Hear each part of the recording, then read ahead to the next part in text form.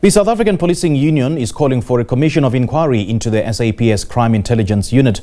This comes after the arrest of the Crime Intelligence head and other senior officials in the unit. Unions believe lawlessness cannot continue unchallenged within the police division. The Crime Intelligence unit has not been without controversies. The South African Policing Union believes a commission of inquiry is needed to clean up crime intelligence. The latest involves its head, Dumisani Khumalo, who is also being accused of unlawful police appointments. Khumalo became the head of the unit in 2022, and Khumalo and his co-accused are back in court in August. Joining us on this issue is the South African Policing Union spokesperson, Lesiba Thobakgale. Lesiba, a very good evening to you. Thank you so much for joining us, and a warm welcome to the late edition. Good evening, and thank you for having us, and greetings to your viewers. First of all, Lesiba, how would you describe the current state of the SAPS Crime Intelligence Unit under Dumisani Khumalo's leadership? And would you single it out as the reason that prompted SAPU to call for a commission of inquiry into the Crime Intelligence Unit at this particular time? When we look at crime intelligence from a long time, there had been issues. Dating back to the time of Richard Mdluli, we have known, issues that arose at crime intelligence, and issues there, they range around the issue of the lack of leadership, and further to that, it goes to the issue of the lack of accountability.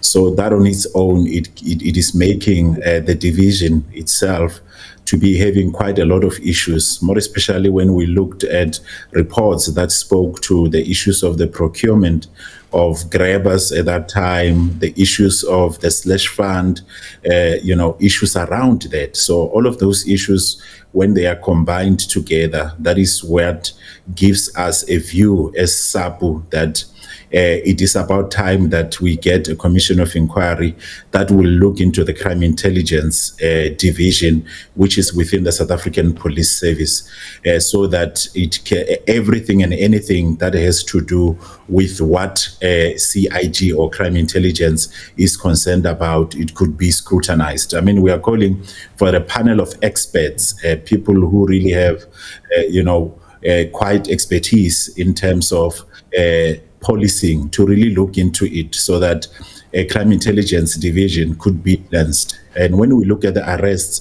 of, the leader there being Khumalo in this regard, and also others who were arrested with him, it remains to be worrisome to us as a union to say that the integrity of SAPS, the integrity of the division itself, it really seems to be on the brink as we are looking at those allegations that are labeled against them. So we really hope and that our call that we are making for crime intelligence to be indeed cleansed, and we hope that a commission of inquiry would assist us, because we still want to see it functioning properly up to the task, and making sure that there are no clouds around, more especially the senior managers within the division itself.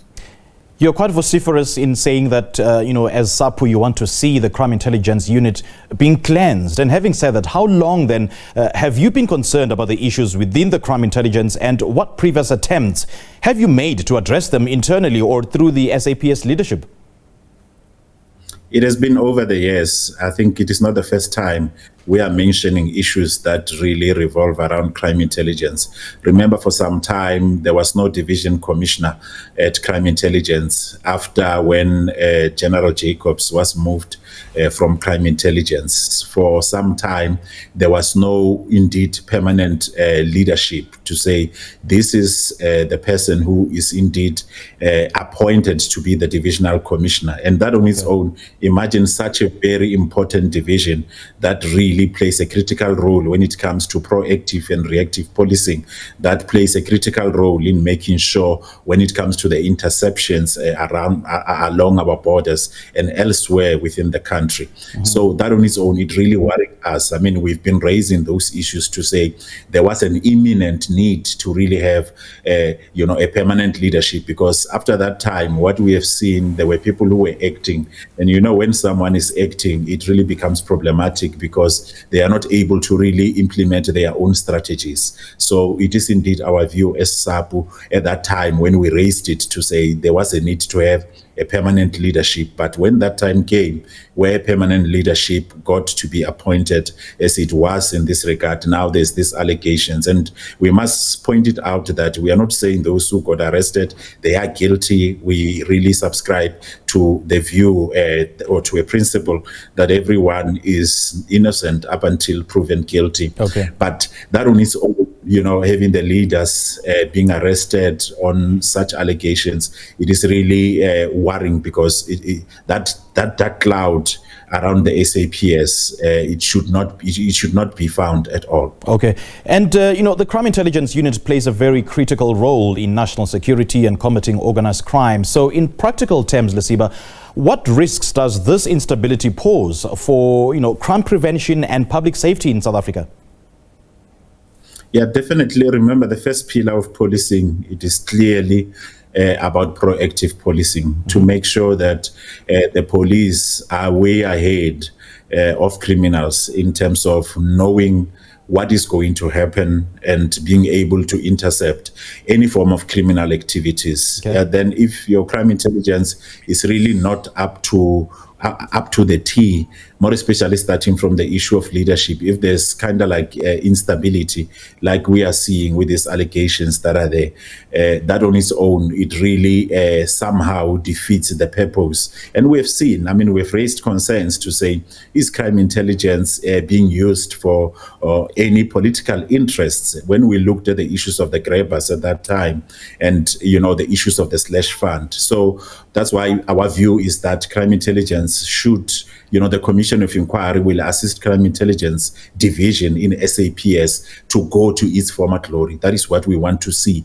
by making sure that proactive policing, it is the main thing that is indeed gets to be achieved by South African police services, clearly being given information and informed by crime intelligence in terms of criminal activities, so they could be clearly intercepted. Lesiba, you've just raised another question that I suppose it remains a burning question that still needs answers. Is the Crime Intelligence Unit being weaponized and being politicized? And having said that, let's talk about some of the key reforms that the South African Policing Union has previously proposed to professionalize and also depoliticize crime intelligence. And what were these proposals? Were these proposals ever taken seriously by the SAPS leadership? Now, remember the issue we have raised, which we clearly outlined earlier, about having clear leadership that could be able to be visionaries. Yes. Someone who would indeed have the best interest of crime intelligence, someone who would not be influenced politically or to serve any form of political interest. That is why it is, even to us, it still remains to be a question to say, is crime intelligence being used for political interests? And that clearly, it gets informed by the fact on issues that really arose, allegations that really arose around the issues of this of the slush fund. And remember, we are talking about the public monies where accountability should be there. So when we speak into the cleansing of crime intelligence, in this regard, we are really referring to the fact that the issue of accountability should be there. We know that crime intelligence, it does operate in a certain way. It is not everything that relates to crime intelligence that is of public consumption, but that does not mean accountability should not be there. So all of these issues that we are raising, that we've been raising even over the years, that is our clear view now, that a commission of inquiry with a panel of experts in this regard would be able to assist so that as and when we move forward with crime intelligence, we don't happen to see any other issues arising moving forward. Okay, now let's talk about the timeframes and the deliverables that should be attached to such a commission to guarantee accountability. Who do you believe, should lead or participate in this inquiry to ensure independence and credibility? There are a lot of experts, who are indeed there within the South African context. There's quite a lot of experts. I mean, when we look at the panel of experts into Marikana, there were a number of experts that were appointed, and they really did a good work when we look at the recommendations that they have made. So there's quite a lot of experts, I mean, who are dealing with safety and security studies, who are indeed equipped, and they are quite well informed. So we really don't have anyone in mind, and we really can't put anyone in mind per se. But what we know, there's quite a lot of experts who are capable, who could be able to really lead this commission that would indeed assist SAPS in making sure that crime intelligence is taking another shape as they are moving forward. All right, Lesiba, great chatting to you. Thank you so much for joining us. Thank you. All right, that was Lesiba Thobakgale, the spokesperson for the South African Policing Union. Let's now take a quick break, and the later edition will be back shortly thereafter.